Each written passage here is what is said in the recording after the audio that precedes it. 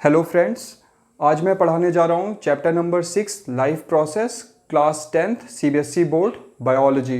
The topic का नाम है हार्ट। सो बेसिकली हार्ट का काम क्या होता है कि ये हमारे ब्लड को पंप करता है।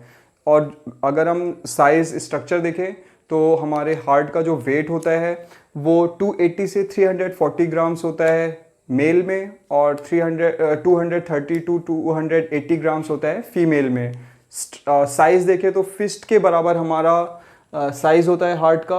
और अगर हम एक दिन में देखें कि कितनी बार बीट करता है तो around 1 lakh times one day में बीट करता है हार्ट हमारा। बेसिकली काम इसका जो होता है वो सर्कुलेशन का होता है। तो अगर हम देखें, अगर मान लीजिए ये ह्यूमन है, तो जो ऊपर से जो ब्लड आ रहा है डीऑक्सीजनेटेड ब्लड आता है वो सुपीरियर वेना केवा से आता है, और नीचे से जो ब्लड आ रहा है डीऑक्सीजनेटेड ब्लड वो इंफीरियर वेना केवा से आता है।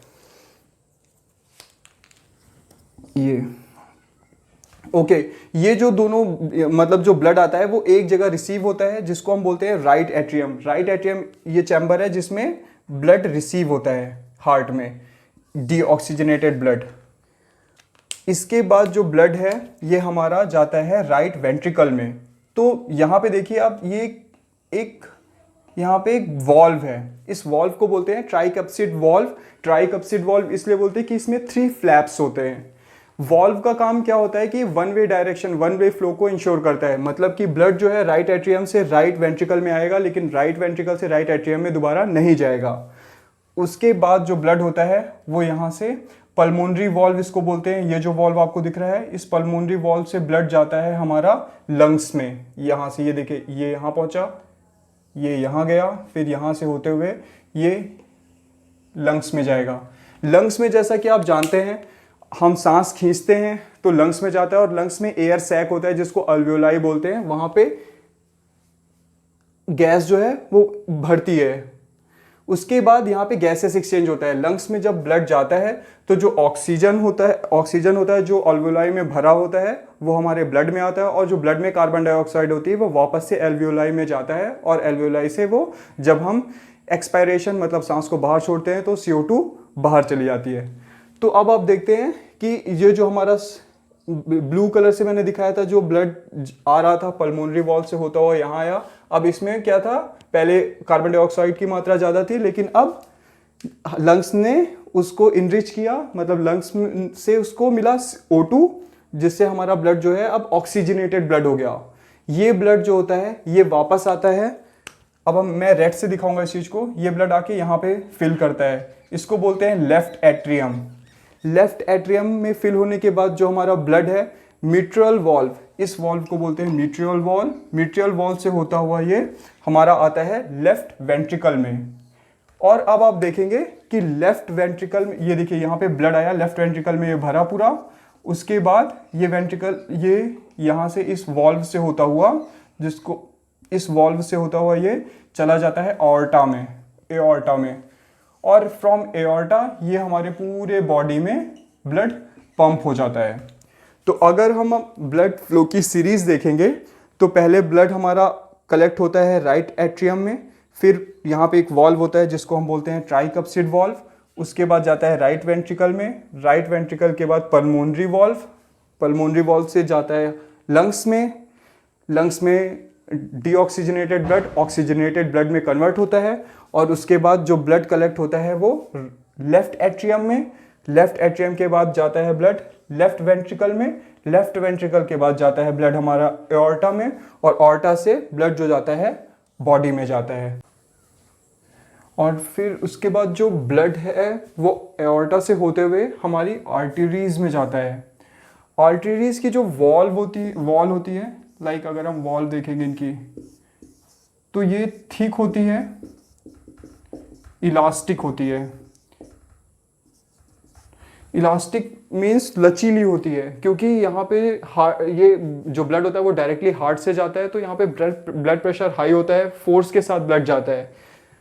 उसके बाद जो आर्टरीज से जो ब्लड, आर्टरीज जो होता है हमारे ऑक्सीजनेटेड ब्लड को टिश्यू तक पहुंचाती है। टिश्यू में पहुंचते पहुंचते आर्टरीज जो होती है वो वेसल्स में कन्वर्ट हो जाती है, और वेसल जो होता है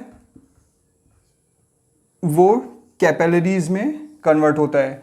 कैपिलरीज जो होती है वो सिंगल सेल की बनी होती है, बहुत ही थिन वॉल्व होती है इसकी, और ये टिश्यू में जब मतलब कहने का मतलब ये है कि जो ब्लड हमारा हार्ट से सीधे आर्टरीज में जाता है, आर्टरीज धीमे धीमे वेसल्स, और फिर वेसल्स होती है वो कैपिलरीज में चेंज होती है।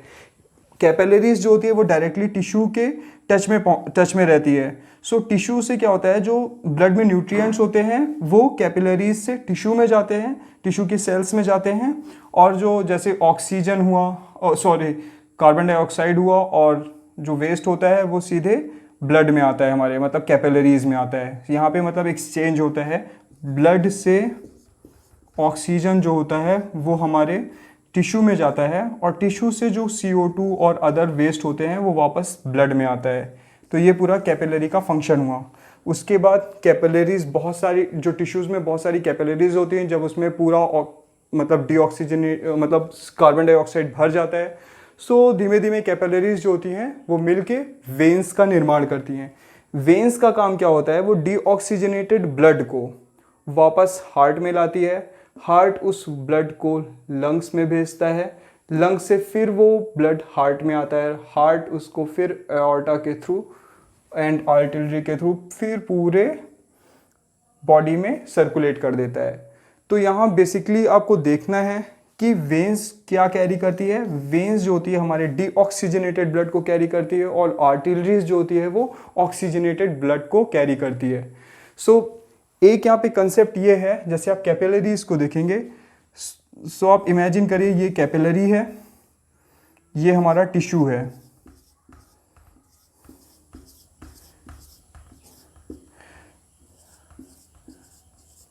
सो टिश्यूज से आपको मैं फिर बता रहा हूँ, कार्बन डाइऑक्साइड कैपिलरी में जाएगी, और कैपिलरी में जो ब्लड भरा है उससे टिश्यूज को क्या मिलेगा, ऑक्सीजन मिलेगा। ऑक्सीजन मिलने के बाद ये अपनी जो इनके लाइफ प्रोसेस है, जो और भी जो काम है वो ये कर सकते हैं, और जो CO2 एंड अदर वेस्ट है ये वापस से ब्लड में जाएगा, कैपिलरी में जाएगा। फिर ये कैपिलरी, सारी कैपिलरी मिलके वेन्स बनाएगी। So this is the end of the topic. अब अगर हम देखते हैं कि जो ऑर्टा से हमारा जो ब्लड आर्टरी में आता है, तो ब्लड जो होता है वो आर्टरी की जो वॉल्व होती है उस पर एक प्रेशर लगाता है, जिसको हम ब्लड प्रेशर बोलते हैं। और ये pressure ventricle contraction ventricle systole के थ्रू जो होता है के टाइम पे जो प्रेशर पड़ता है हमारी आर्टरी की वॉल्व पे, उसको हम बोलते हैं सिस्टोलिक प्रेशर। और जब हमारा वेंट्रिकुलर डायस्टोल जब वेंट्रिकुलर रिलैक्सेशन के टाइम जो ब्लड हमारा आर्टरी की वॉल्व पे प्रेशर डालता है, उसको हम डायस्टोलिक ब्लड प्रेशर बोलते हैं। सो ह्यूमन बॉडी में सिस्टोलिक ब्लड प्रेशर जो होता है वो होता है 120 mmHg, और जो डायस्टोलिक होता है वो 80 mmHg। Hg represents the mercury line, और mm लाइक मिलीमीटर। सो और जिस इंस्ट्रूमेंट से हम इसको नापते हैं बीपी को, उसको हम बोलते हैं sphygmomanometer. Okay, so this is the end of this topic. Heart हमने फिनिश किया है।